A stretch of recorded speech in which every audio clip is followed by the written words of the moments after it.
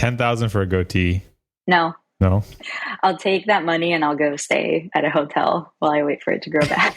Is that bad for you? It's like a different person. It's like a stranger man in my house. A stranger man.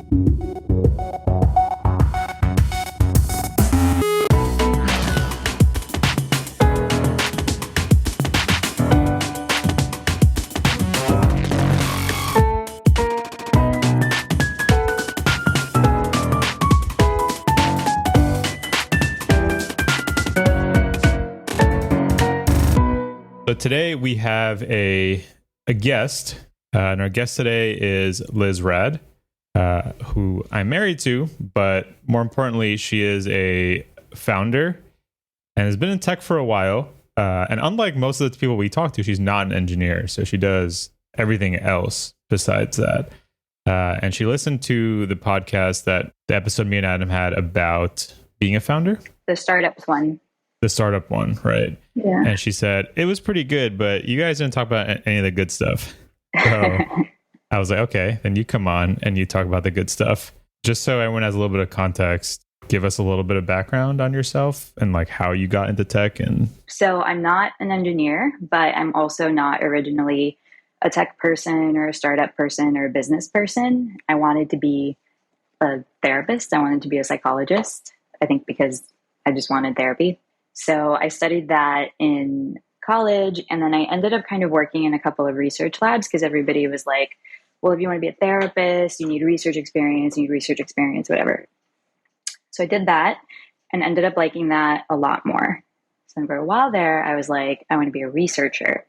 And I did that for enough time, maybe like 4 or 5 years, where it was very clear, no, I do not want to be a researcher. I definitely do not want this.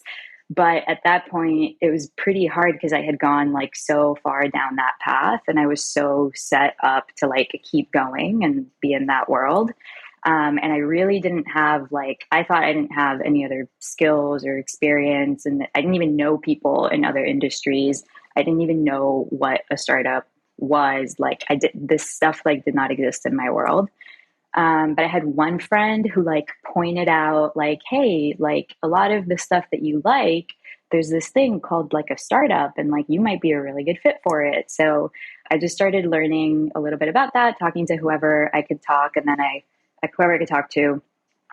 And then I convinced myself that I could do it, that I could fully pivot my career. And I did, but it was really hard and it took a really long time. And I ended up moving from Miami to New York and trying to find a job and I couldn't. And so then I had to keep being it was a whole situation. Yeah. So I think one of the things that's interesting is you had to discover that tech existed and that startups existed. It's a little different for myself because my family is in that, my dad's a software engineer. So I kind of grew up knowing about all that. So that's very weird for me to hear.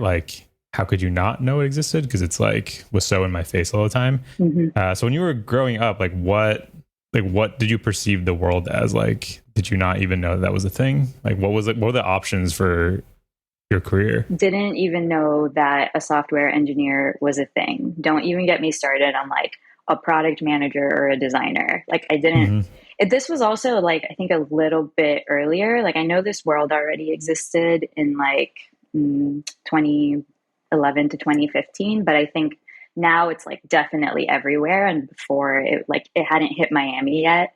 So to me, the world was doctors and lawyers and small business owners, and that's it. And then I discovered academia and I was oh, I didn't know this existed. So it was pretty small. You mentioned your family. So my family, all small business owners, all immigrant small business owners. And later in my life, I came to realize how important that has been for my psychology and the way I see the world. I didn't really appreciate it at first, but I think we've talked about how now I appreciate oh yeah, I'm comfortable with responsibility. I feel weird filling out a timesheet, things like that. So if your family was all small business owners, is it one of those things where they didn't want you exactly? What were their hopes for you? Did they want you to also be a small business owner, or do they want you to get a professional job because they kind of saw that as the next level? It was very important to them that I get an education, getting into college, getting a college degree. That stuff was really important to them. My dad kind of said he like wanted me to take over the family business, but you know how he is. I think he was just kind of like playing the character of someone who wants their daughter to do. I don't think he like really wanted that. And then I think that they wanted me to be like a professional with a title and with job security, and haven't given me too much of a hard time, but we're not into the idea of I'm going to switch careers. I'm going to quit my job. I'm going to move to a new city. We're not into the idea of I'm going to start my own business, even though that's what they did. But once the ball got rolling, I think they get it. Yeah. So once you did decide to like switch careers, I think at least in like, you know, the things that we generally talk about, we talk a lot about engineers or people that are new to engineering, trying to get their first job, how to break into tech. And that's discussed to death, I think. And there's a lot of challenges with that. But I imagine, do you think it's even harder as like a non-engineer to get into tech? Like, what was that process like? I wouldn't know how to compare, but it was really hard, but not impossible. And I think there's two things I took away from it. So one, like you always have something, like you always have a way to like fit yourself into whatever the new thing is that you want, even if it's not startups or tech. So for me, I like looked at the experiences I'd had and I found a way to like kind of shape it into a narrative that made sense for why I want to be at a startup. So like the lab that I worked in was brand new. The professor I worked for had just moved down to the university where I was, and we had to set everything up from scratch. So it was like me and another professor and him for a really long time. So it's kind of like a startup where I'm like the third employee. And I had to set everything up by myself. And we grew the lab from just me to like 20 to 30 people. And I was involved in all of that. And so if I tell you the story in that way, all of a sudden it seems like really, really relevant. So that's one thing. You can always just kind of understand like this new industry you're trying to go into and find ways of like seeing your own story in a way that fits. Another thing is I was kind of constrained, and, you know, maybe this is something people should think about, and maybe it's okay for that first like move into the industry. So I really couldn't make progress in anything that wasn't healthcare related or psychology related, because it needed to kind of fit in that way. Like I tried, and I really only clicked with startups that were doing something related to healthcare and that valued that. And that was a constraint. It was also, you know, fine by me. And the other constraint was I couldn't just like get whatever job I wanted at a startup. And that helped. I was clear on that, right? I was like, I just need to get into a startup. That's all I need to do. I don't have to have like the perfect job. I don't need to have a cool job. So when I joined Bright Health, which is where I met you, and that was my first startup, I just did customer support. And then I worked my way into where I am today. And I can talk about that too, but yeah, I mean, I can tell a little bit of that from my side. So I met Liz at a startup. There was a company there. It was just me and one other person to start. And we started after the first, like maybe like 10 months or so. I think it was still under a year. We started hiring more people. It was a company that did transportation for medical situations, like non-emergency transportation. If people needed to get to their chemo appointments, they needed to get to surgery, they didn't have access to transportation. The hospital would pay for it, but it would be fulfilled by like Uber or like something that was non-emergency. And we did have a pretty heavy support burden because we were transporting older people that were like less adept with technology. So there were always things going wrong or like slightly wrong with the ride. So people would call in, and we had like a support burden. So as we scaled, we needed to have more customer support people. So that's all we were hiring for. We were just hiring for 2 more support people. And Liz was one of the people that interviewed for it. We decided to hire her. I was pretty excited because she came across really competent. It definitely, in hindsight, like I think it was clear that she would have always outgrown that role. But we did hire her, and then when she came in, that was like her foot in the door, and it was clear that she was just using this support role to get what she actually wanted, which was like a bigger role at the company. And that was also the day we met, the day of my interview. Yeah. And I also almost didn't take the initial phone call with the founder. It was like a very because the way he reached out was kind of weird and I was a little weirded out. And so it was like a very, very last minute decision to like pick up the phone. And Dax hates this, like hates this concept. Okay, but let me explain. So Liz is like playing it down a little bit, but our founder was really weird, really, really weird dude. And most people could tell right away when they spoke to him. So I think that's what happened, right? You were kind of weirded out. Yeah, I got in the psychology world, you call it the axis 2 tingle. I got the axis 2 tingle. And what is the axis 2 tingle? It's you can't just say it and then not explain it, you know. All right, fair. It's a weird. It's kind of like if you know, kind of thing. It's a weird feeling you get when you're around somebody who probably has a personality disorder. In the diagnostic thing, axis 2 is like the personality disorders. So we call it the axis 2 tingle in the field. So Liz got that and she almost didn't take the call, and then I would have never met them. My whole life as it is now, which I love, wouldn't exist. So I always freak out when I think about how small of a choice you would have just blown it off for no reason. Like you probably were just like being lazy. I was running late because I'm always running late to everything, but I also feel embarrassed about running late. And so I was like, I'd rather just bail on the call than show up to the call late. Yeah. So lesson of the story, don't bail on stuff. It could literally ruin a great life. So stop bailing, everyone. Yeah. I'm like annoyed at you somehow for this. I'm annoyed that you're someone that is late to things and potentially almost ruined my life because of that. All right. Okay. Yeah. So you were saying so you finally got a job in tech. Again, not the role. It was a customer support role. So not the role you were looking for, but yeah. How'd you take it from there? Yeah. And then just going back a little bit, the last like piece of advice that I would give is, you can like read about the industry you want to go into and research it a little bit and understand it. Not because you're really going to understand it until you're in it, but just so you have like at least a common language that you're speaking going into it. And I think that really helped a lot. I think it was those three things coming together that helped me actually make the pivot. But yeah, once I was in Ride Health doing customer support, these things were just very like instinctive and like very clear to me. Like I didn't join this 5-person startup where I'm getting paid nothing to do customer support. Like it's very obvious. Very obvious that it was a situation where a control freak just needed to take control and like fix a bunch of stuff and set up a bunch of stuff. And if you did that, you become indispensable and you get a lot of options.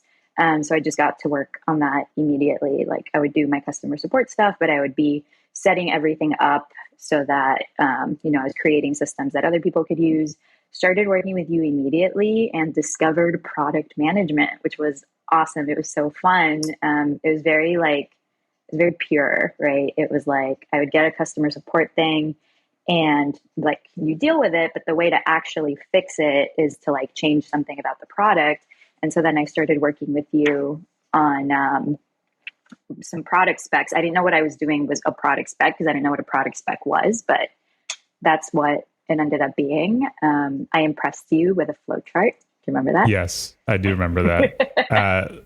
I think I technically showed you the tool, right? It was Whimsical. Whimsical, you did. And I love Whimsical now. Yeah. Yeah. So we were getting a lot of this complex support cases and Liz was handling them all.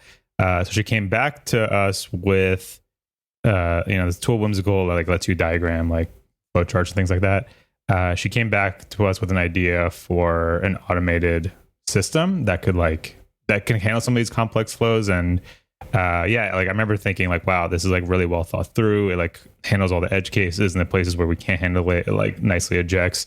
It's not too annoying for the user. So yeah, I think I remember thinking, like really good instincts and thought through this really thoroughly. And again, remember, from our point of view, we had just hired a customer support person to answer the phones. We didn't really expect this level like this. So no one told you to do that. No one asked you to do it.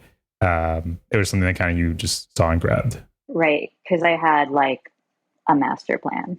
Like right. Little did you know, I had just like snuck my way in and I had like a plan for what I was going to do there. And if I'm being like totally honest, I don't see any other reason to ever join a startup. Like, I don't get it. Like, I don't understand why you would just like go join, especially because we say startup, but like, I'm not talking about like 100-person series. I'm talking about like, there's 5 people, there's 10 people. I don't get why you would ever do that to yourself, unless it's because you're going to take advantage of it in this way. You want to pivot careers. You're very early on and you want to get a ton of responsibility, which I think you've pointed out, Dax, or you want, like, you're really going to like get something out of it, and you're not going into it expecting that anybody is going to tell you what to do. Like, that's the opportunity. The opportunity is no one's going to tell you what to do, and you go and figure it out. And all of a sudden you're like the most indispensable person in the company, and you work your way into whatever job title you want. And then your next job is that career that you've basically chosen for yourself. If you're not going to do that, like, I don't know what you're doing don't go to a startup, because also you're going to annoy people like me, right? Because you're going to be like, oh, like, what do I do? Like, where's the docs? And I'm going to be like, why are you here? So just only go into a startup if that's how you're going to approach it, is my hot take. It's such a huge opportunity to lever up. Like, so you literally had no experience in tech, and after that job, you were set up to basically get any role you wanted. Yeah. So hold on. I do think it was really funny. So I entered doing customer support and I exited as head of product. Yeah, exactly. Yeah. So it's just like the opportunity is so there, because when things are early, there's just so much. It's like a land grab. It's like the startup itself is trying to be early to something and grab a bunch of land. But similar to like internally, that applies as well. Like, you can go and grab stuff because no one has grabbed it yet. And the way I always phrase it, because I find it funny, is the whole thing with startups is when you're trying to get a job there, you're trying to trick someone to giving you more responsibility than you should have. And you probably don't know how to do half of it, but someone's gonna pay you, maybe not a lot, but you're gonna get paid something to do that. And then once you've done it once, you have that experience forever, and that's how you like launch your career. I think this path is like a fantastic path, and I think it gets you really, really, really far ahead compared to some traditional paths. Like, even if you look at, let's say, someone that knew they were going to go into tech, went to school for X amount of years, and got like an entry level position already at an established company, you can only go up so fast. Like, the best person maybe is going to move up like 20% faster than like the average person. But when you join a startup, you can like skip 4 or 5 years of your career if you do take advantage of like, working really hard and being able to operate on your own without someone telling you what to do. Yeah, I think that's the key thing. I mean, everybody works hard and everybody suffers, but it's like the part where you're okay with taking responsibility, and you're okay with like, and the ambiguity of like, what do I do? What do I work on? I think that's the key part. Yeah.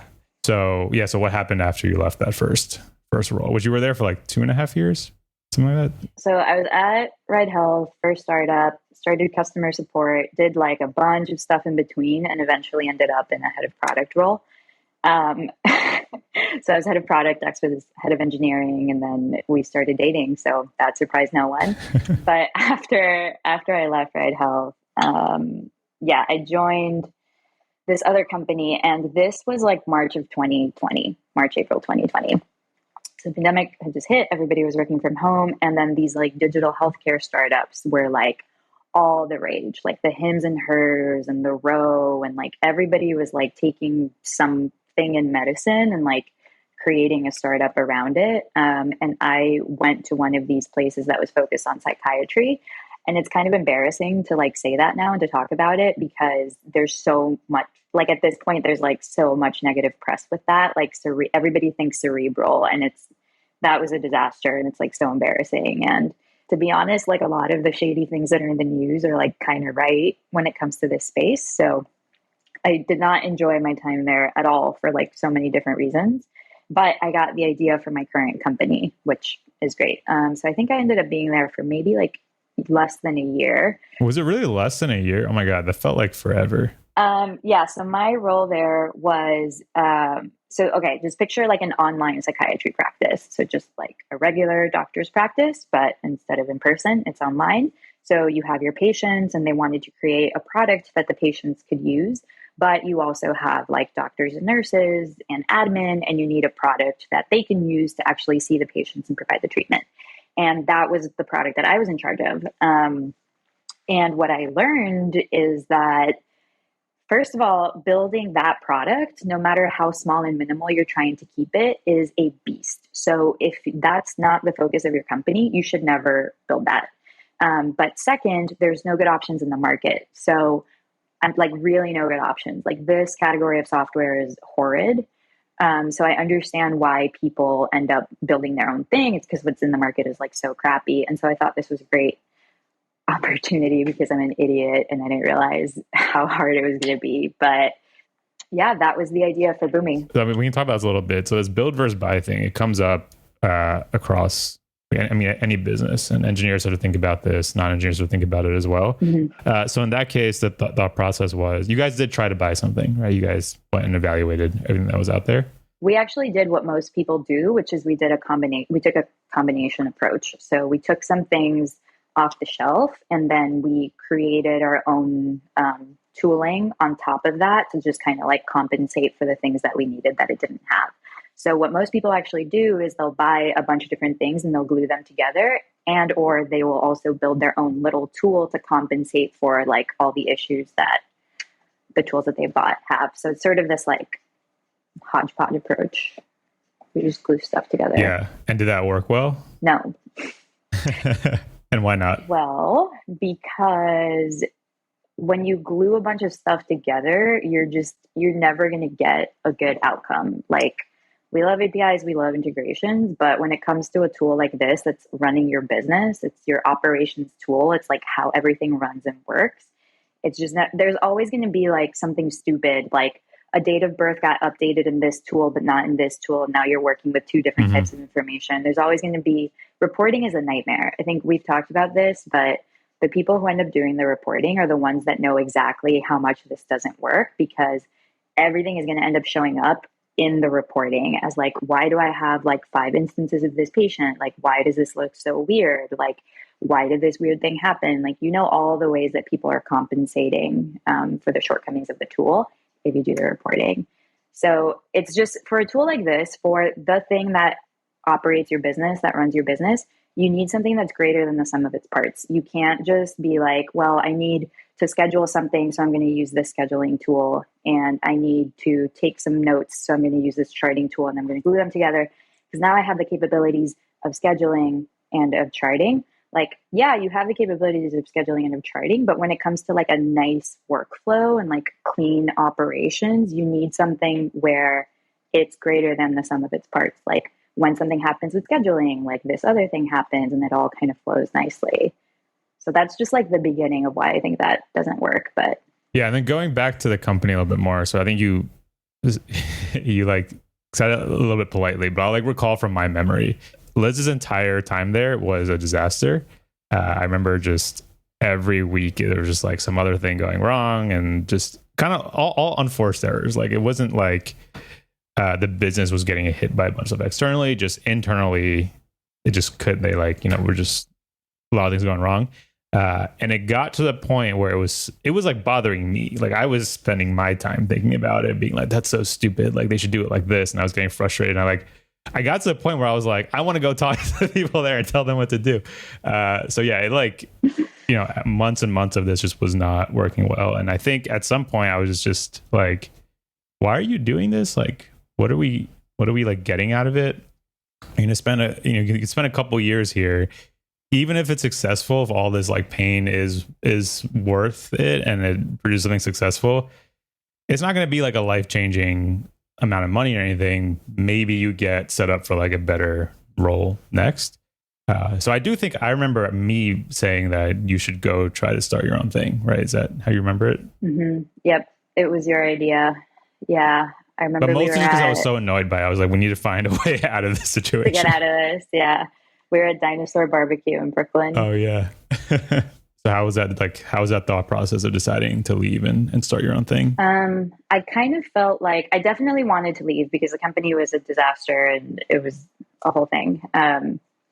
But yeah, I definitely wanted to leave, and I just couldn't think of what the next thing would be. Like, I couldn't imagine like what company I was going to work for next and what role Hmm. I was going to have next, because anything I could think of kind of felt like just going around in circles, like just doing the same thing all over again. Hmm. And I think when you get to that point, like that's probably a pretty good signal to go and start your own thing, especially if that's something that you've always wanted to do. Because, yeah, any other job I went and got, like it would have just been the same thing as before. Um, and we had a good idea with Boomi. We weren't like really grasping for ideas. Although I remember at the time we were exploring a couple different things, which I forget now. We were thinking about like a finding a therapist type business or tool or something like that. But yeah, I got really excited about Boomi. I think that ultimately, like, I am an operations person. That's how I think. That's what I like. But because it's the year 2023, I'm an operations person with access to an engineer. And so the way that I express all of that is like through products that support the operations of a business. So the type of product that Boomi is was like a really good fit for that. And it's like one of the hardest products you could choose. And I like kind of knew that, but I was like ignoring it. And now I really understand that. So it's been just massively painful, but also really fun, because selfishly, like I like thinking about these problems and like I like working through this stuff and like I find it really fun. Sometimes I feel a little guilty, like, oh, maybe I should have like, because this is like my business and my livelihood, and I should have picked something that was easier and more straightforward, but I'm like enjoying how hard it is. So I feel a little weird about that. But yeah, I mean, it's like a massive product. It's vertical SaaS, so you have to build like all the features, and it's in healthcare, which is one of the most highly regulated industries. And that's just the beginning of what makes it hard. So, Yeah.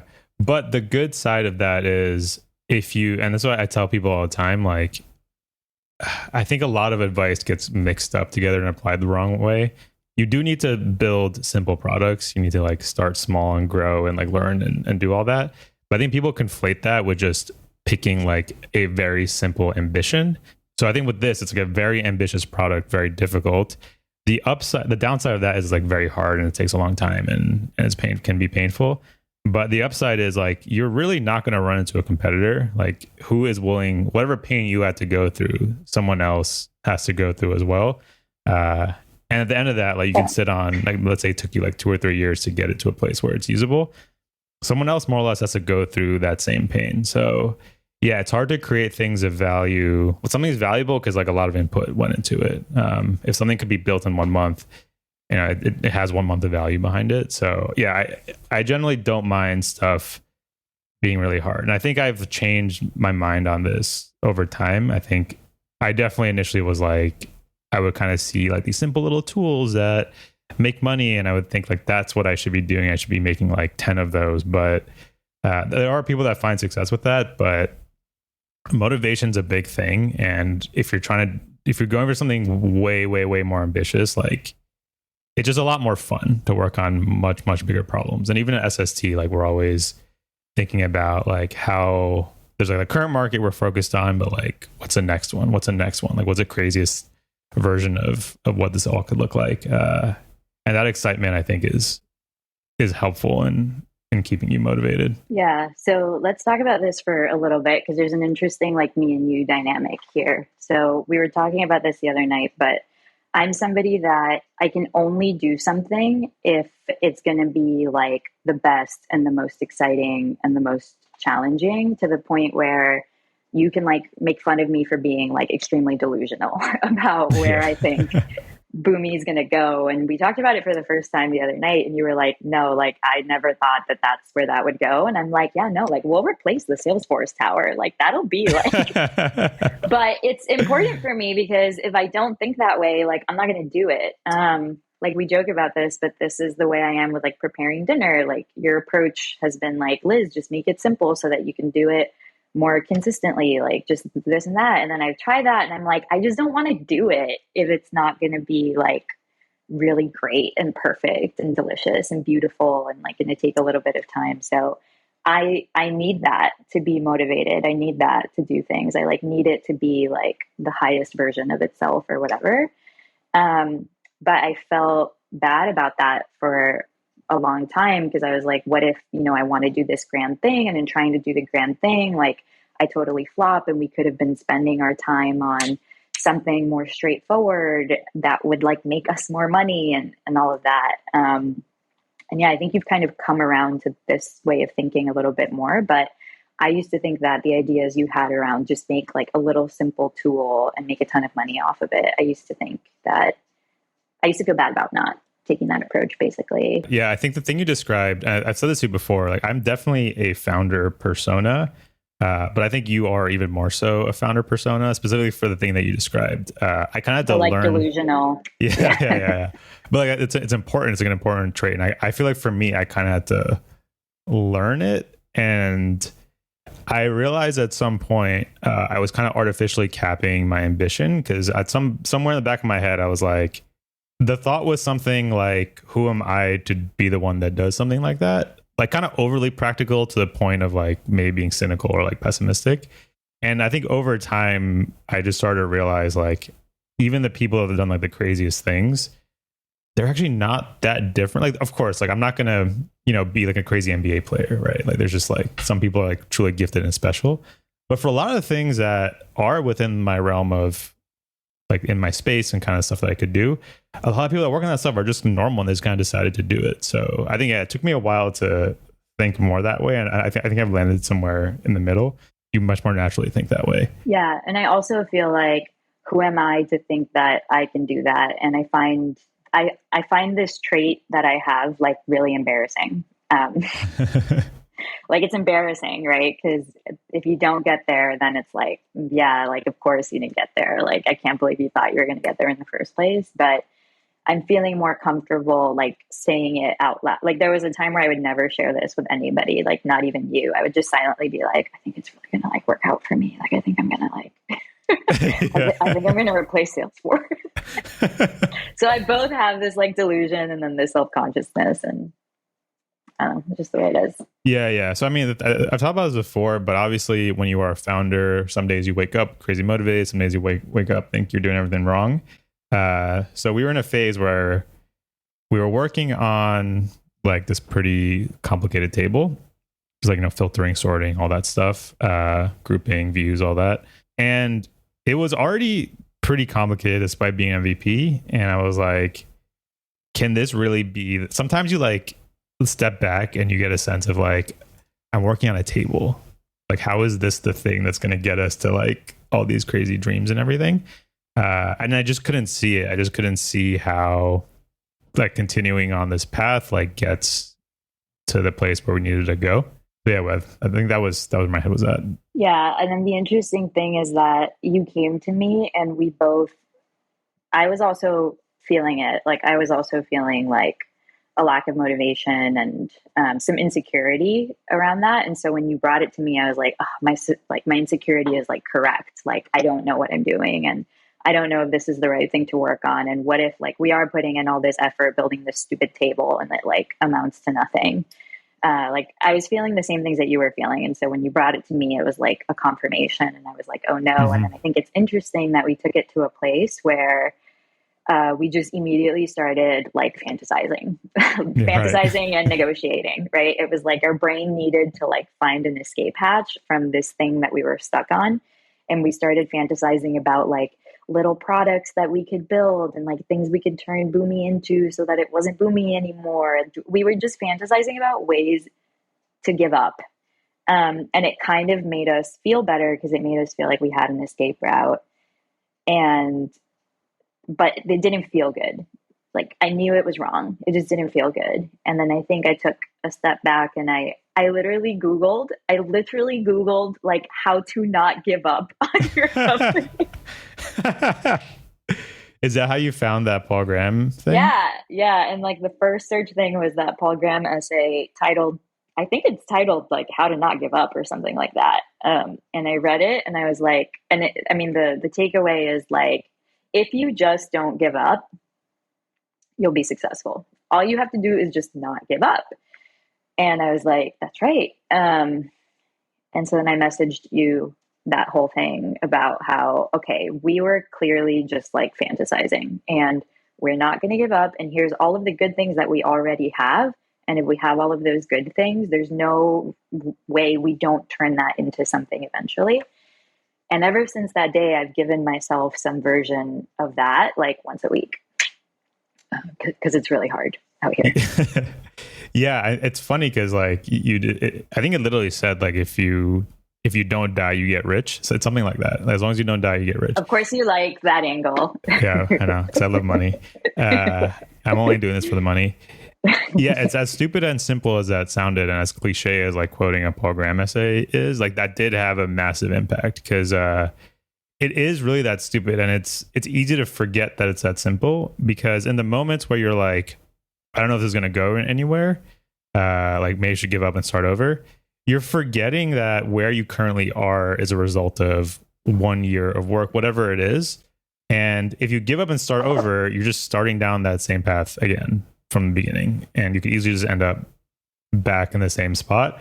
But now you've wasted another year. So with all this stuff, as long as you just picked a big enough market, if you just spend enough time in it and just continue to like tweak and learn and try stuff, if you can just do that for like longer than other people, eventually you would just have to hit on something that works because the stuff takes time, right? It's the work is figuring out what to build, and everything before product market fit just feels like just completely unknown, like you're out there trying to figure it out. But that's the actual work. Everything after that is like pretty basic. But the actual work and the miracle is like being able to spend that time with ambiguity and figuring out just something that can work. So ejecting out of that, just ejecting back into the same exact environment just from the beginning. So again, very, very simple, but that Paul Graham essay did because it like, again, maybe just because like the get rich part really, really spoke to me. But yeah, it did like snap me out of that. And I haven't felt that way even remotely close to feeling that way since then across everything I'm doing. So yeah, that was an important moment. So this is your first time being a founder where you're literally the one responsible. I think you had some expectations of what it was going to be like. I think it's very different than what you expected. So yeah, do you want to talk about some of that? Yeah, the biggest difference is I've always been in like small environments, like small number of people, 3 people, 5 people, 10 people, things like that. Always been good with ambiguity, giving myself work, figuring out what needs to be done and doing it. But I didn't appreciate how even then, even when I thought that there was ambiguity, there wasn't. There was already something, right? There was already like research studies that had protocols. There was already like a business. Like by the time I joined Right Health, we had customers, we had a business. Like it was clear, like things were clear.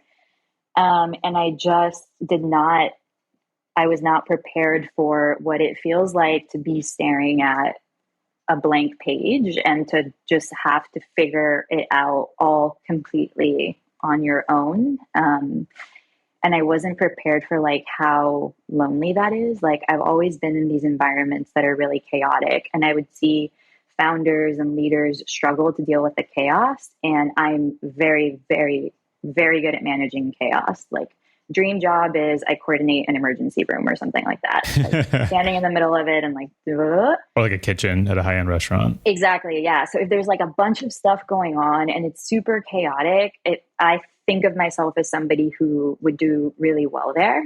It would be stressful, but I'd figure it out. And, you know, I like that. There was just nothing, like no chaos, nothing, like no emails in my inbox, no Slack messages, no coworkers, in the beginning, no customers, just nothing, just like a whole day where my calendar is blank, which I'm sure to people who are like, they have a lot of meetings right now, that sounds amazing.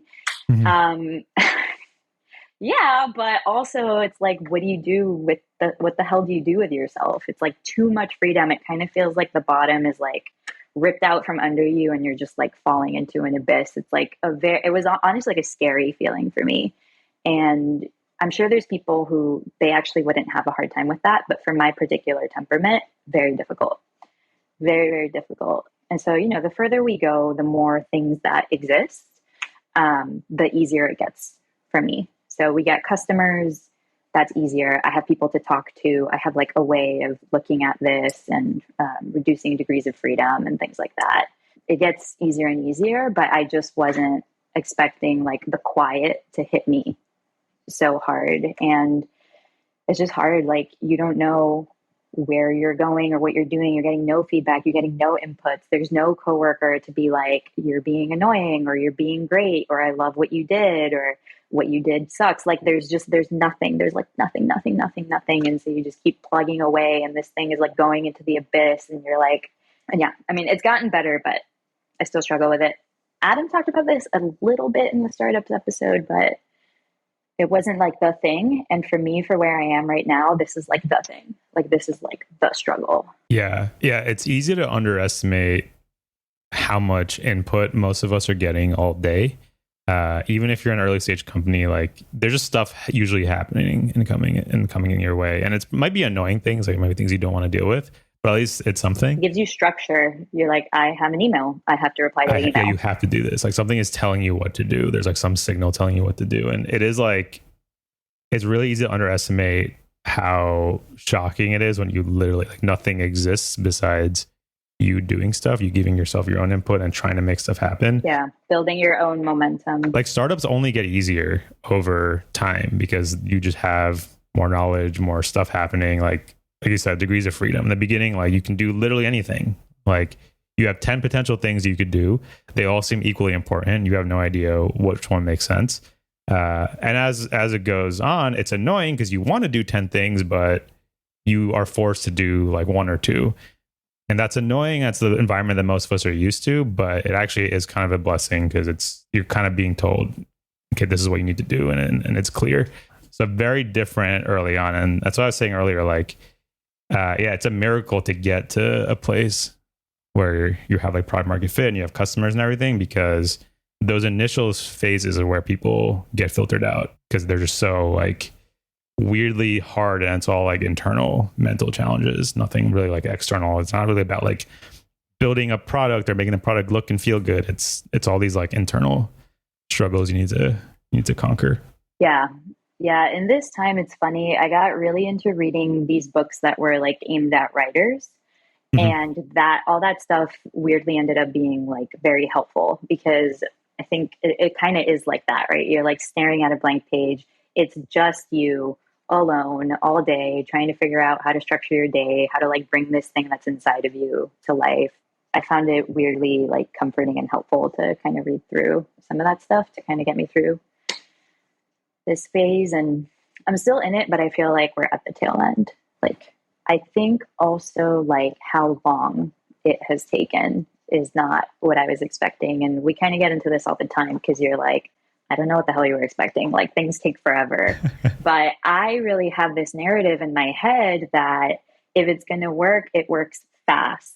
And that things are supposed to be going really fast. And if they're not going really fast, then you're doing something wrong. You're never going to be successful. Give up now, you total loser. Like, that's the narrative that I have in my head. And I've found it hard to just like stop worrying about that piece of it. And I've found it hard to like tell myself like the type of product that we're building and the way that we chose to capitalize the company means that things are going to be slower. It doesn't mean that it's wrong, or that it's not going to work out, or that, you know, we're doing something massively wrong. Or yeah. And it's funny because we had this discussion a lot because it took some convincing for you to believe that it like this going this slow, or like things feeling this slow, is the norm. But if you like sit down and like go, I think I sat down and I thought through like, okay, all the people that I know, whether they're like in it right now or whether they've already been successful, like how long did it actually take them? It takes a very long time, and people, it's like very easy to forget that. So with SST, so I joined, I think it's going to be 2 years ago. Frank and Jay had already been working on it for like 4 years before then, 3 or 4 years, something like that. So from my point of view, I'm like, I basically started at the beginning, and like, even then it's taking forever. They had already been working on it for like years and years and years before that. And they've been working at other companies before that as well. And it does take a very long time. And they're both very, very good at what they do because of all this time that's gone by and what they've learned in that. And that's the norm. Like everyone I know is like, even people that are massively successful, it's like it's taken 10 years or so for them to really get to a place where things are humming. I think we get distracted by the weird times of the last 5 years where certain companies like rocketed to, $1 billion valuation in like under 2 years. I think we were hearing that left and right. A lot of those were fake, like not real.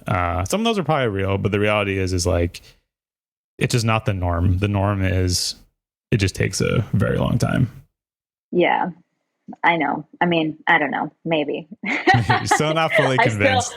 I'm still not fully convinced. Yeah, exactly. It's just, it's hard because you don't have a guarantee, right? Like you go to med school, you go to grad school. It's going to take a long time. That's years of your life, like 5, 6, 7 years.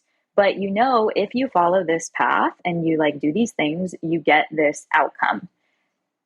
The startup isn't like that. We could be doing all of this and it could turn into nothing. And you feel this like opportunity cost of what if I had done something else?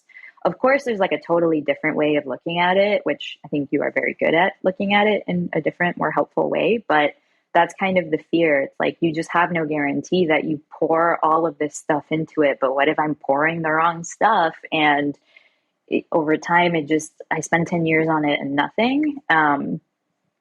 But anyways, you have a much healthier perspective on that.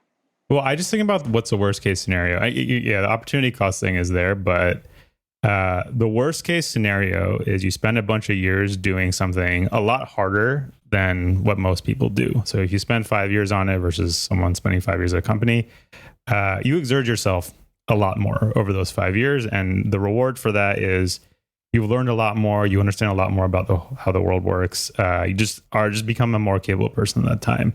So the worst case outcome is you kind of spend a bunch of time training really hard, and that maybe sets you up for something really incredible as your next thing. I've always looked at my career as like just constant setup for the next thing. I think I'm getting to the phase where I think I'm like doing the stuff that I was training for. But yeah, I've worked, my official career maybe is 11 years now. I've only worked at very small companies. I've only founded companies, I've been at very small companies. Every single one of them has failed. None of them has actually worked. Maybe save for one, but that's the one where I joined much later and wasn't like, I don't even count that one. So I've only had a career of failures, but I've gotten to a place in my like own understanding and ability that's well beyond what most people have, just because of those experiences. And I'm not sitting here looking back at that and feeling, I think people imagine like there's going to be a moment where my stuff fails and I'm going to feel terrible and look back on it and it all feels wasted. Just being in a situation where I think that is literally the situation I'm in, I don't look back on that. It just doesn't feel that way at all. Because you just continue to get excited about the next thing and you bring all the skills with you. And then it just gets easier every single time. Like I remember I used to work a lot harder, I think. Like I would like exert myself a lot more to just get worse results. And I can like sit back and think about where my energy would go to before and like how little of an outcome I would get, and think about now where I spend my time and like how much bigger of an outcome. So it's the same thing. Like if I just keep going, eventually the outcome becomes a thing that is big enough to be the thing that I want. So again, it's just time. It's just like knowing that nothing great happens without a lot of time behind it. That's the thing I've like struggled to internalize, because I ate up all these other stories about how it was so fast.